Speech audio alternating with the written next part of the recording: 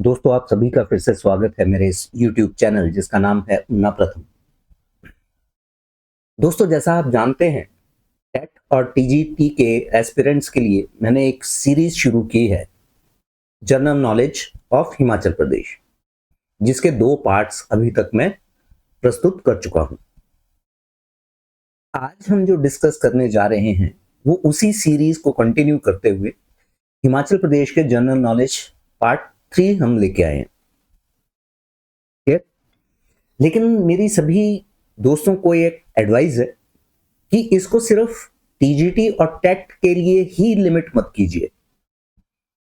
जितने भी लोग गवर्नमेंट जॉब्स की तैयारी कर रहे हैं, आप सभी जानते हैं कि जनरल नॉलेज एक बेहद इंपॉर्टेंट रोल प्ले करता है। फिर तो ये प्रश्न जो हैं, जितने भी पहले एग्जाम हुए, पिछले वर्षों में एग्जाम हुए हैं, ये प्रश्न उनमें ऑलरेडी आ रखे हैं। क्लियर? तो आप इनको मान के चलिए कि ये भी उतने ही इंपॉर्टेंट आपके लिए है जितने की टीजीटी और टेट एस्पिरेंट्स के लिए है। क्लियर? तो जैसा आप जानते हैं, आपको 10 सेकंड का समय मिलेगा। प्रश्न आपके सामने आएगा, 10 सेकंड का आपको समय मिलेगा। उस 10 सेकंड के अंदर अंदर आपको अपना आंसर मार्क करना है। क्लियर? फिर क्रॉस चेक करना है और अंत में आपके जितने प्रश्न ठीक होते हैं, मेरी सभी को ये एडवाइस है कि आप उसे मैसेज बॉक्स में जरूर डालिएगा। क्लियर?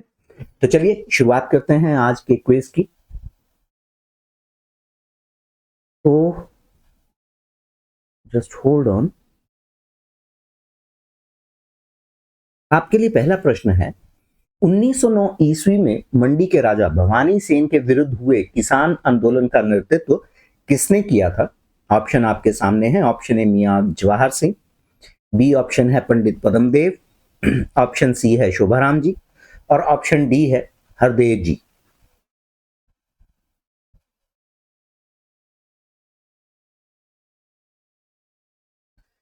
आई होप आपने आंसर मार्क कर लिया होगा। दोस्तों, लेट्स चेक इट आउट। ये है option C. Right answer is option C, Shobharam जी।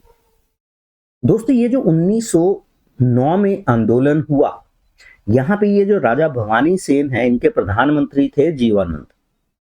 इन दोनों ने मिलकर जनता पे बहुत अत्याचार किए। ठीक? और जब पानी सर के ऊपर से गुजर गया तो शोभाराम जी के नेतृत्व में किसानों ने आंदोलन किया। और ये जो 1909 ईस्वी में ये किसान आंदोलन हुआ, इसे मंडी जन आंदोलन भी कहते हैं। क्लियर? तो इस पॉइंट को नोट कर लीजिएगा। कई बार प्रश्न इस तरह से भी पूछा जा सकता है कि मंडी जन आंदोलन किस वर्ष हुआ था? तो 1909 में। यही वो आंदोलन है। क्लियर? अब यहां पे हम बाकी ऑप्शंस की ओर देख लेते हैं और उनके बारे में कुछ जानकारी हासिल करते हैं।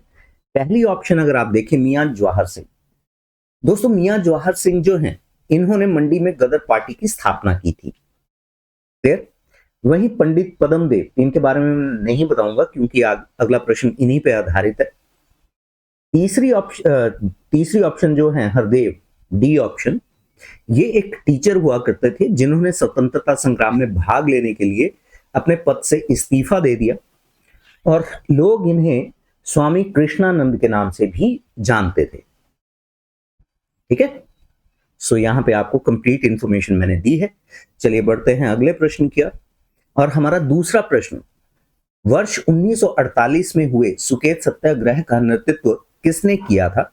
ऑप्शन आपके सामने है। डॉक्टर वाई.एस. परमार, पंडित पद्मदेव, ऑप्शन सी शोभाराम जी और ऑप्शन डी भागमल सौठा।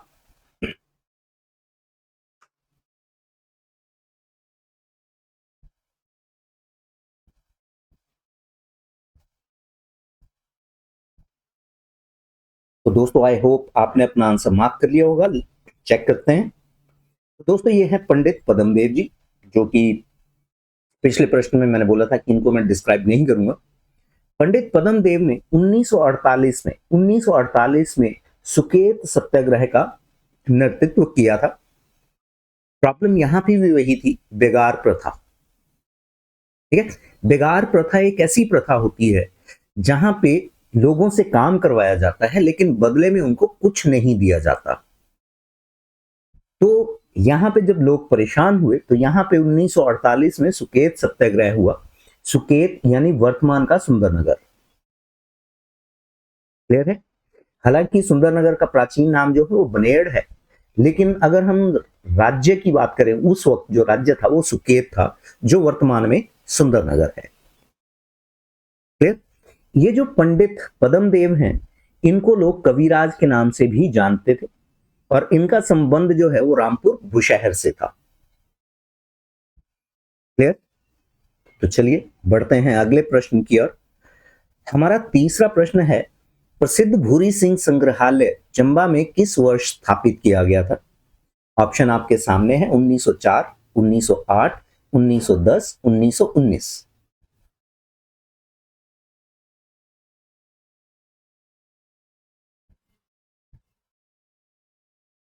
आई होप आपने आंसर मार्क कर लिया होगा। Let's check it out. तो दोस्तों ये है 1908। ठीक है दोस्तों, ये जो राजा भूरी सिंह है, राजा भूरी सिंह जो है, इन्होंने भूरी सिंह संग्रहालय यानी भूरी सिंह म्यूजियम चंबा में बनवाया। तो यहां से एक प्रश्न यहां से भी आ सकता है कि भूरी सिंह संग्रहालय यानी म्यूजियम कहां, कौन से डिस्ट्रिक्ट में है? तो ये है चंबा में। क्लियर? और इसके बाद ये जो प्रश्न है, इसको स्थापित कब किया गया था? तो 1908 में। अब कुछ सप्लीमेंट्री जानकारी मैं आपको देता हूं। राजा भूरी सिंह जो है, उन्होंने प्रथम विश्व युद्ध में अंग्रेजों का साथ दिया था, इसीलिए भूरी सिंह जो है, राजा भूरी सिंह जो है, इनको नाइटहुड की उपाधि दी गई थी। क्लियर? तो ये चंबा राज्य के पहले राजा थे जिन्हें नाइटहुड की उपाधि दी गई थी। क्लियर? तो चलिए बढ़ते हैं अगले प्रश्न की ओर। हमारा चौथा प्रश्न है, चंबा रियासत के किस शासक ने चकली नामक तांबे की मुद्रा चलाई थी? ऑप्शन आपके सामने है, साहिल वर्मन, मुसान वर्मन, युगांकर वर्मन, मेरू वर्मन।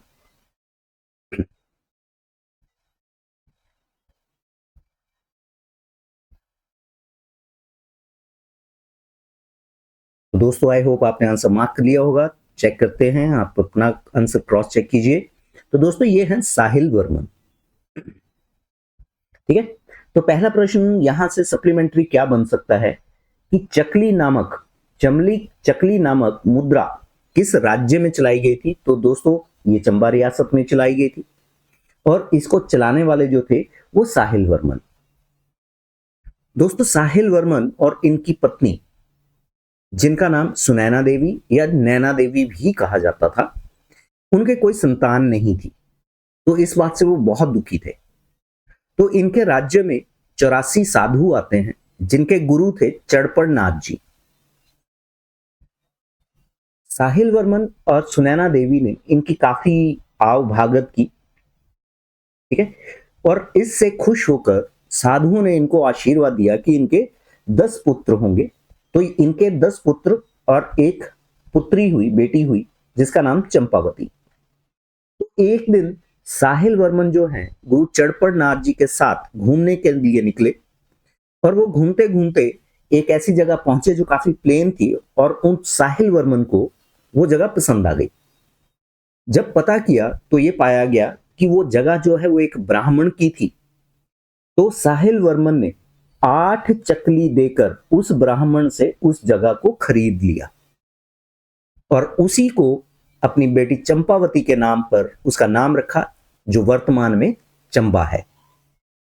तो दोस्तों एक प्रश्न यहां पे ये भी आ रखा है, हिमाचल में ही आ रखा है कि एक आना कितने चकली के बराबर होता है?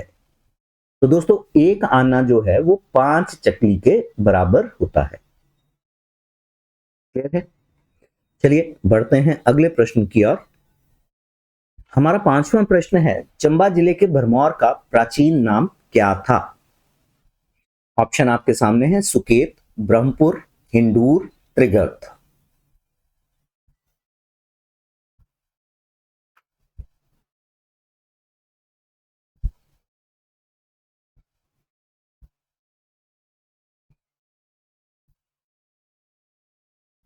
आई होप आपने अपना आंसर मार्क कर लिया होगा। Let's check it out. तो दोस्तों ये है ब्रह्मपुर। तो भरमौर अगर हम चंबा रियासत की बात करें तो इसकी स्थापना जो है मारूवर्मन ने की थी, ठीक है, और अपनी राजधानी जो है वो ब्रह्मपुर को बनाया था, जो वर्तमान में भरमौर कहा जाता है। दोस्तों किसी भी एग्जाम में प्राचीन नाम जो होते हैं किसी भी रियासतों के या किसी भी जगह के, प्राचीन नाम बेहद इंपॉर्टेंट होते हैं। तो सुकेत, जैसा मैंने भी आपको बताया, सुंदरनगर, लेकिन सुंदरनगर का एक्चुअल नाम जो है वो बनेड़ है, सुकेत रियासत थी, ठीक है। ब्रह्मपुर का नाम भरमौर, वर्तमान में भरमौर है। हिंडूर जो है ये नालागढ़ है वर्तमान में, और त्रिगर्त जो है ये कांगड़ा राज्य को कहा जाता था। क्लियर? आई होप यहां तक आपके सभी प्रश्न ठीक हुए होंगे।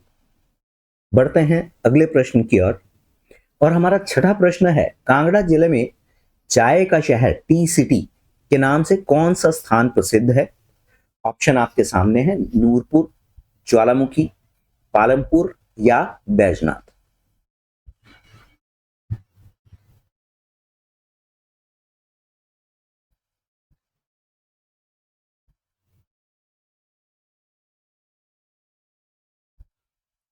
चलिए क्रॉस चेक करते हैं। दोस्तों पालमपुर। अगर हम जिले की बात करें, कांगड़ा जिला जो है हिमाचल में पहले नंबर पर है चाय प्रोडक्शन में। अब यहां पे सोचने वाली बात यह है कि अगर यहां पे चाय में कांगड़ा नंबर 1 है तो किसी ना किसी ने यहां पे पहला चाय का बगीचा जरूर लगाया होगा। तो चलिए देखते हैं इसके बारे में सप्लीमेंट्री इंफॉर्मेशन। तो दोस्तों चाय जो है, कांगड़ा में चाय जो है वो एक ब्रिटिश ऑफिसर थे जिसका नाम था मिस्टर जेमसन। इन्होंने इंट्रोड्यूस की थी, इन्होंने पहला बगीचा, चाय का बगीचा लगाया था 1849 में, 1849 में, ठीक है। और फिर अगर हम बात करें पहली टी कंपनी कौन सी थी, first T company of Himachal, तो दोस्तों ये है निसान टी कंपनी। और आई थिंक ये प्रश्न जो है ये पुलिस के एग्जाम में पूछा गया है। क्लियर? और कुछ जानकारी मैं यहां देना चाहूंगा। यहां पे आप देख रहे हैं बहार, भागेश्वरी, ग्रीन गोल्ड और दरबारी। दोस्तों ये सारी की सारी जो हैं ये चाय की किस्में हैं, ठीक है, वैरायटीज ऑफ टी। और जीआई टैग कांगड़ा टी को मिला था 2005 में। जीआई टैग यानी जियोग्राफिकल इंडिकेटर टैग। ये एक ऐसा, इसको आम भाषा में अगर कहें तो ये एक कॉपीराइट है जो 10 वर्षों के लिए दिया जाता है, ताकि किसी पर्टिकुलर एरिया की जो एक खास निशानी होती है उसको कोई कॉपी ना कर सके। और वहीं 2023 में यूरोपियन यूनियन ने भी कांगड़ा टी को जीआई टैग प्रदान किया है। क्लियर? तो दोस्तों ये आपके लिए एडिशनल इंफॉर्मेशन थी। तो बढ़ते हैं अगले प्रश्न की ओर। हमारा अगला प्रश्न है, कांगड़ा राज्य में त्रिगर्त नाम इस नदी के 3 जल विभाजकों से जुड़ा हुआ है? रावी, व्यास, सतलुज, सतलुज, ब्यास, सतलुज और चनाब या ब्यास। तो दोस्तों यहां पे एक एक ऑप्शन है, ये तो ऑब्सलीट ऑलरेडी हो चुके हैं। 2 ऑप्शन में अपना आंसर चूज कीजिए।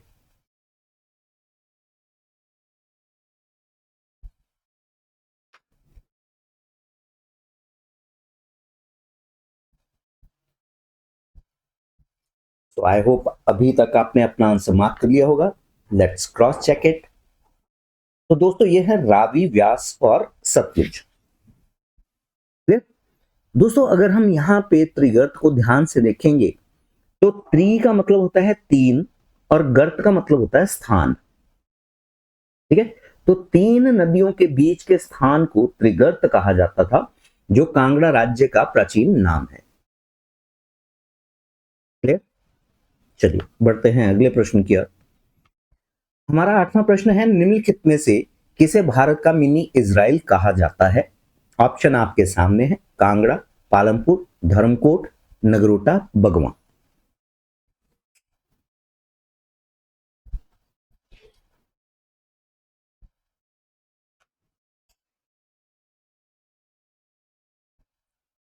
दोस्तों समय समाप्त हुआ। आई होप आपने अपना आंसर मार्क कर दिया होगा। दोस्तों चेक करते हैं हमारा राइट आंसर क्या है। तो ये है धर्मकोट। ठीक है। अगर हम पूरे हिमाचल के बारे में बात करें, हिमाचल में दो जगह ऐसी हैं जिन्हें मिनी इजराइल कहा जाता है। तो हमें जब भी ये प्रश्न आए तो हमें देखना पड़ेगा कि ऑप्शन में क्या दिया हुआ है। तो इस प्रश्न के ऑप्शन के अकॉर्डिंगली ये होगा धर्मकोट। धर्मकोट जो है डिस्ट्रिक्ट कांगड़ा में पड़ता है। ठीक है। मैक्लोडगंज जो कि दलाई लामा के कारण काफी प्रसिद्ध है, धर्मकोट पालमपुर सॉरी मैक्लोडगंज से कुछ ही दूरी पर स्थित है।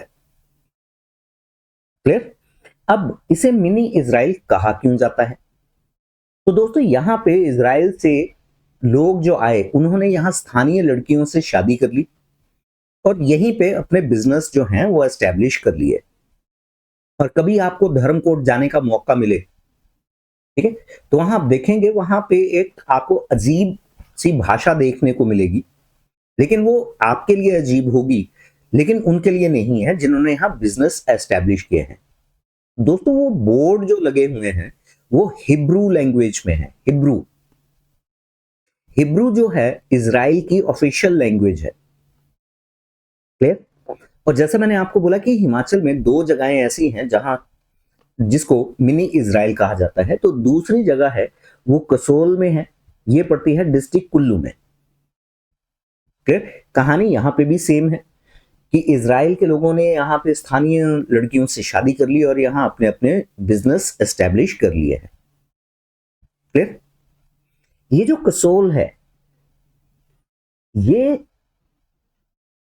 अक्सर अखबारों में रहता है, क्योंकि ये यहाँ पे ये खबर अखबारों में अक्सर आती रहती है कि यहाँ पे इतने ग्राम चरस के साथ इतने लोग पकड़े गए। तो नटोरियस प्लेस है कसोल। ठीक है। तो खबरों में आप इसको अक्सर पढ़ते रहते हैं। बढ़ते हैं अगले प्रश्न की ओर। 9th क्वेश्चन है, शिमला किस वर्ष हिमाचल प्रदेश की राजधानी बना? ऑप्शन आपके सामने है 1966, 1956, 1971, 1948।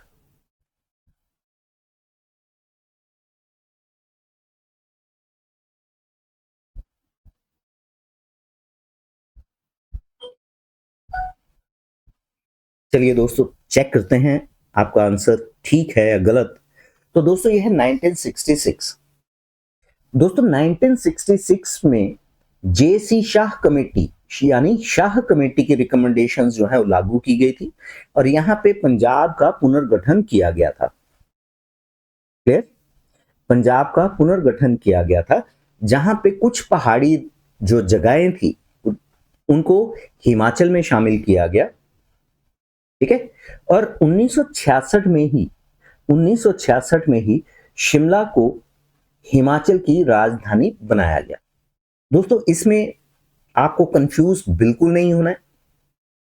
अगर हम ब्रिटिश इंडिया के टाइम पे चले तो शिमला को ब्रिटिश इंडिया की समर कैपिटल भी घोषित किया गया था। That was in 1864, sir John Lawrence. Clear. तो अगर हम ब्रिटिश इंडिया की बात करें तो वहां पे सन आ जाएगा 1864। ठीक है। और वहीं अगर हम वाइस रॉय की बात करें तो सर जॉन लॉरेंस। क्लियर। लेकिन अगर हम इंडिपेंडेंट इंडिया की बात करें तो 1966 में शिमला को हिमाचल की राजधानी बनाया गया था। डन। चलिए बढ़ते हैं अगले प्रश्न की ओर। शिमला समझौता, शिमला एग्रीमेंट 1972, जिस पर इंदिरा गांधी और जुल्फिकार अली भुट्टो ने हस्ताक्षर किए थे, शिमला के किस भवन में हुआ था? ऑप्शन आपके सामने है, Town Hall, Viceregal Lodge, Barnes Court, Peterhof.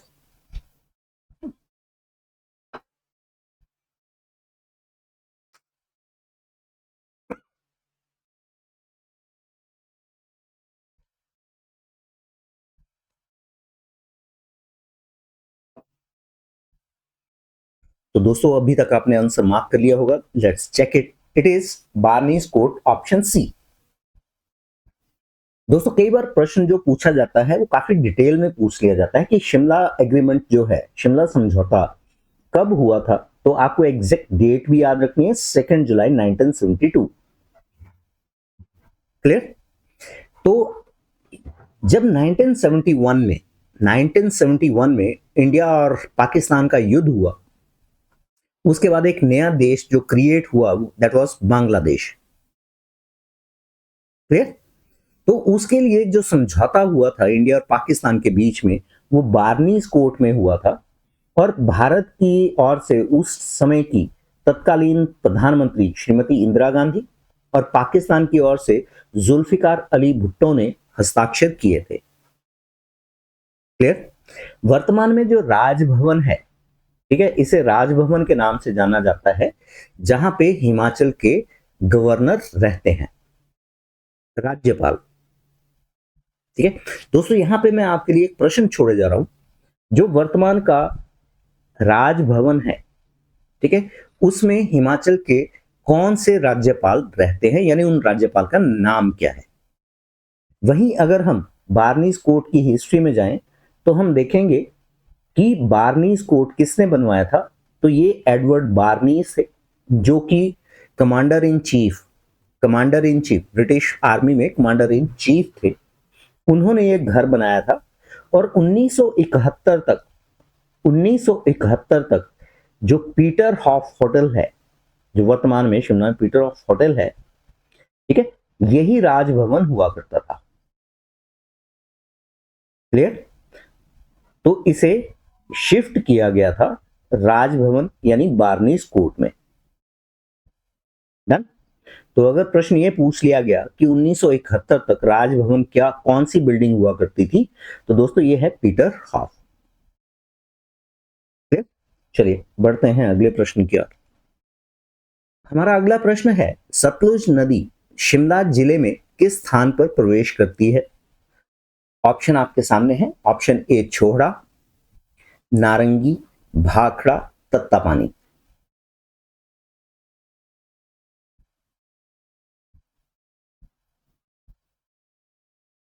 तो दोस्तों आपने अपना आंसर मार्क कर लिया होगा, let's check it out.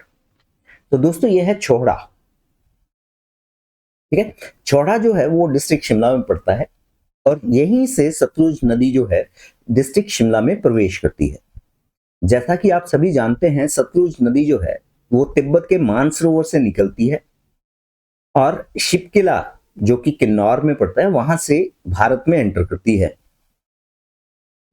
Bharat में यानी किन्नौर में। सतलुज नदी चौड़ा जगह से ये डिस्ट्रिक्ट शिमला में एंटर करती है। So it's an quite an important question. कई बार चौड़ा की जगह ऑप्शन में भड्डल भी दिया जाता है, ठीक है, तो मैक्सिमम टाइम चौड़ा होता है, तो चौड़ा आप इसको लेके चलिए, लेकिन भड्डल भी आपको याद रखना है। क्लियर। बढ़ते हैं 12वें प्रश्न की ओर। 12वां प्रश्न है, पब्बर नदी का उद्गम स्थल शिमला जिले में कहां है। चंद्रनाहन झील, जाखू पहाड़ी, सेरुलसर झील, हाटू पीक।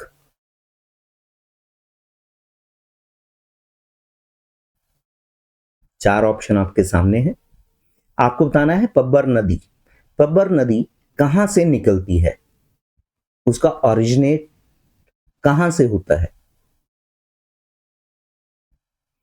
तो दोस्तों अभी तक आपने आंसर मार्क कर लिया होगा, let's cross check it out. तो दोस्तों ये है चंद्रनाहन झील। चंद्रनाहन झील जो है ये चांशल पीक पे है, ठीक है, चांशल पीक में है ये चंद्रनाहन झील। तो यहां से सप्लीमेंट्री क्वेश्चंस क्या क्या बन सकते हैं उस पर ध्यान दीजिए। पहला, चंद्रनाहन झील जो है वो कौन से जिले में है। तो दोस्तों ये है डिस्ट्रिक्ट शिमला में। क्लियर। वहीं शिमला जिले की सबसे ऊंची चोटी कौन सी है। तो दोस्तों ये है चांशल पीक। चांशल पीक की जो एल्टीट्यूड है, हाइट है, वो है 4520 मीटर, 4520 मीटर्स। क्लियर। तो ये शिमला जिले की सबसे ऊंची चोटी भी है और वहीं अगर हम चांशल दर्रे की बात करें यानी पास की बात करें, तो ये कनेक्ट करता है डोडरा क्वार और चिड़गांव को, जो पड़ता है रोहड़ू तहसील में। क्लियर? तो आई होप यहां पे आपको ये सप्लीमेंट्री जानकारी जो है वो अच्छी लगी होगी। पढ़ते हैं अगले प्रश्न की ओर। हमारा 13वां प्रश्न है, ठियोग रियासत की स्थापना किसने की थी, जो शिमला हिल स्टेट्स की पहली रियासत थी जिसने भारत में विलय किया? ऑप्शन आपके सामने है। Option A Virchand, option B Dunichand, option C Kiratchand और ऑप्शन डी जयचंद।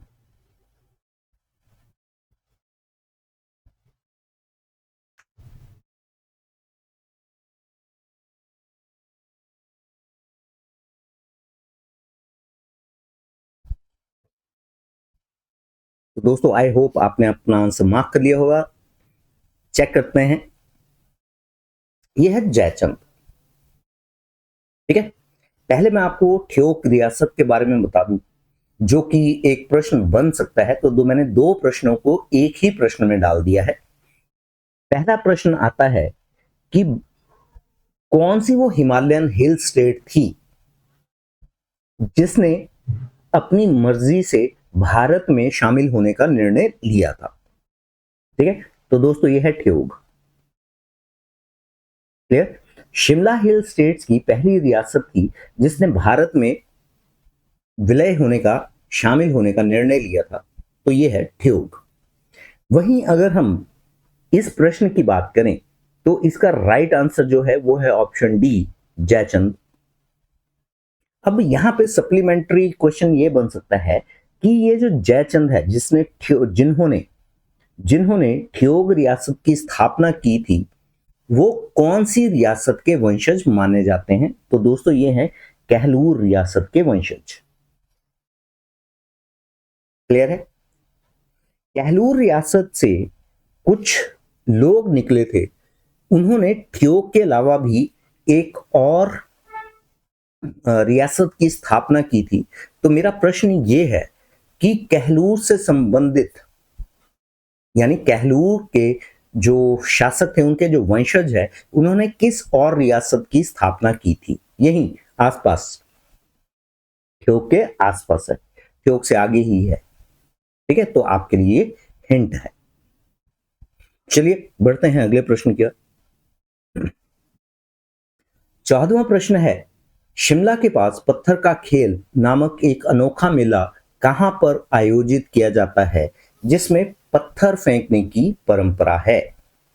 ऑप्शन आपके सामने है। चौपाल, तारा देवी, Halog, Rampur.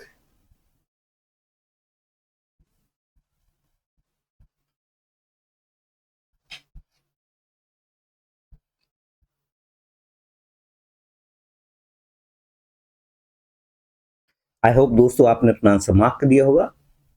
Let's check it out कि आंसर ठीक है या गलत। तो दोस्तों ये है ऑप्शन सी, हलोग। दोस्तों अगेन मैंने यहां पे दो प्रश्नों को इकट्ठा कर दिया है।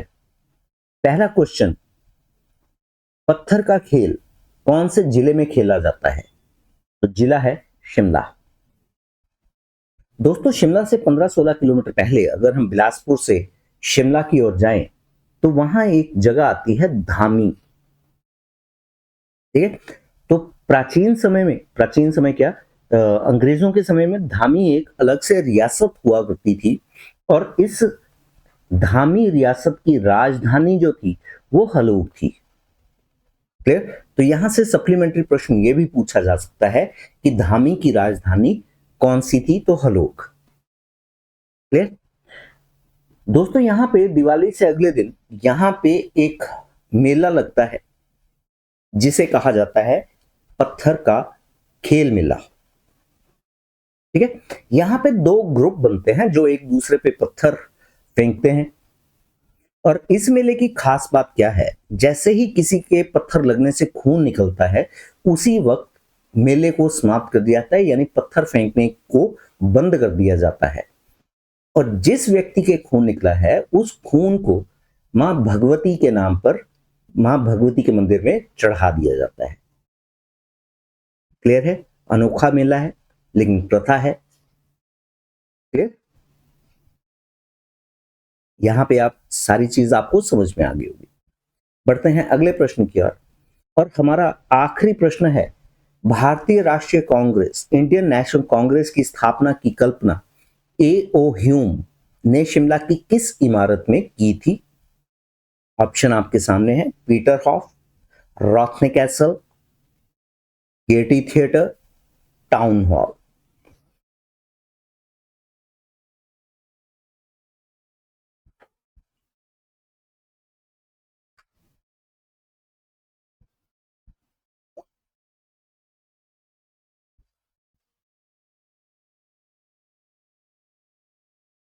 आई होप आपने अपना आंसर मार्क कर दिया होगा।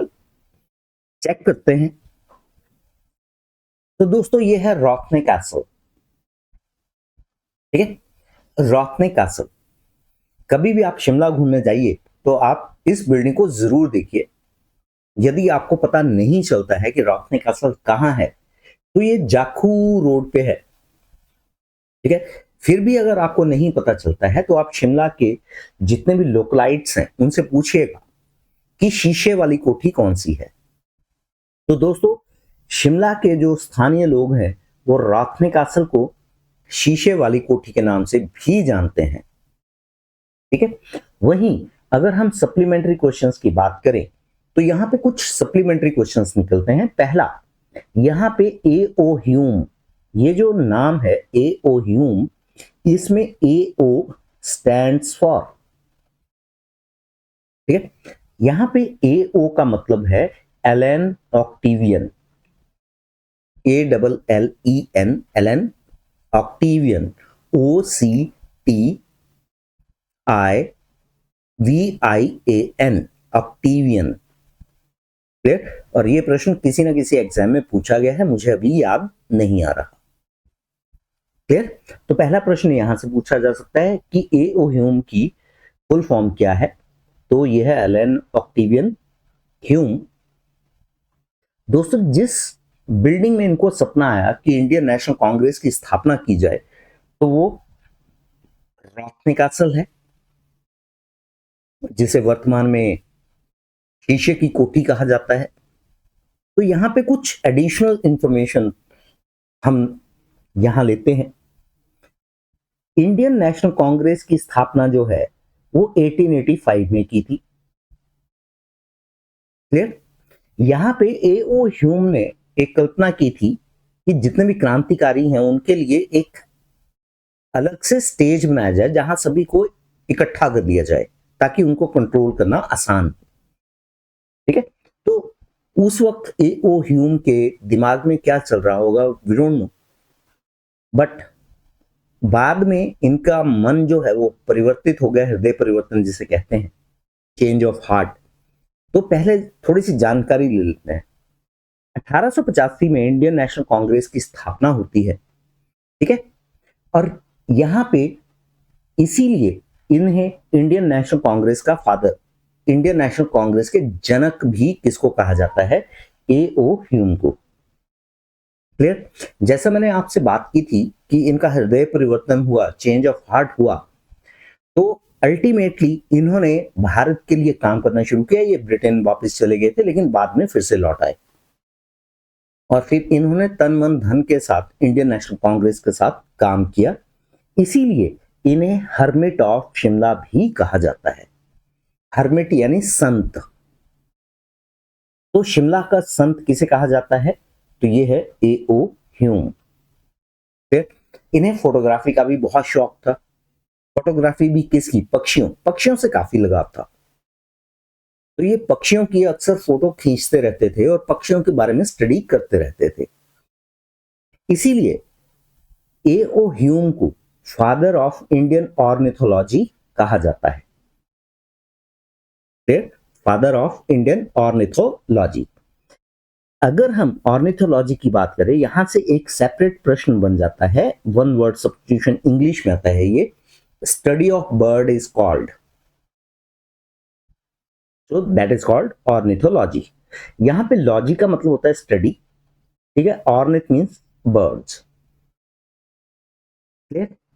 अब यहां पे मैं आपके लिए एक और प्रश्न छोड़े जा रहा हूं कि शिमला में गेयटी थिएटर है। शिमला में गेटी थिएटर है माल रोड पे। तो मेरा यहाँ पे ये प्रश्न है कि गेटी थिएटर की स्थापना किस वर्ष हुई थी और इसमें पहला खेला गया जो प्ले था वो कौन सा था। क्लियर? तो यहाँ पे ये प्रश्न मैं आपके लिए छोड़े जा रहा हूं।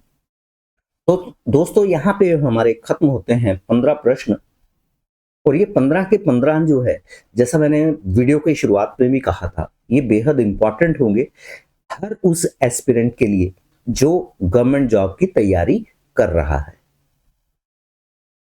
क्लियर? तो सभी प्रश्नों को एक रजिस्टर में नोट कीजिए, और आने वाले वीडियोस में भी आप सिंसियरली उसको अगर आप फॉलो करेंगे तो ये आपकी सक्सेस में एक बेहद इंपॉर्टेंट भूमिका निभा सकता है। यदि आपको आज का वीडियो अच्छा लगा हो तो लाइक का बटन जरूर दबाइए, अपने दोस्तों के साथ शेयर कीजिए। और यदि आपके मन में कोई भी प्रश्न है और आप चाहते हैं कि किसी पर्टिकुलर टॉपिक पे वीडियो बनाया जाए तो आप उसको मेंशन जरूर कीजिएगा। आपकी जो रिक्वेस्ट है उसको बिल्कुल देखा जाएगा और बिल्कुल उस पर काम किया जाएगा, क्योंकि ये प्रश्न जो जीके सेक्शन मैंने स्टार्ट किया है, यहाँ एक स्टूडेंट का ही मैसेज आया था और उसी के बाद मैंने ये सीरीज शुरू की है। तो अगर आपके भी मन में कोई पर्टिकुलर टॉपिक है तो आप मेंशन जरूर कीजिए। और वहीं अगर आप उन्ना से हैं और आप ऑफलाइन क्लास अटेंड करना चाहते हैं तो ये मेरा नंबर है, आप मुझे इस पे कभी भी कॉल कर सकते हैं। हमारा जो सेंटर है होटल सुविधा पैलेस हमीरपुर रोड पे, उसके बिल्कुल ऑपोजिट में है। ठीक, वहां पे हम बाल की खाल निकालते हैं। जैसे यहाँ पे ये 15वां प्रश्न है, ठीक है, इंडियन नेशनल कांग्रेस एओ ह्यूम, मैं एओ ह्यूम पे पर ही यहाँ पे कम से कम 10 क्वेश्चंस और निकाल सकता हूँ। ठीक है, तो हम बाल की खाल निकालते हैं। तो अगर किसी को ऑफलाइन क्लासेस अटेंड करनी है और एडमिशन लेनी है तो आप मुझे इस नंबर पे कांटेक्ट कर सकते हैं। तो दोस्तों यहाँ आज हम ये वीडियो यहीं समाप्त करते हैं। देखने के लिए धन्यवाद। ज्यादा से ज्यादा लोगों के साथ शेयर कीजिए, बेल आइकन जरूर दबाएं ताकि आपको आने वाले वीडियोस के बारे में पता चले। Thank you very much.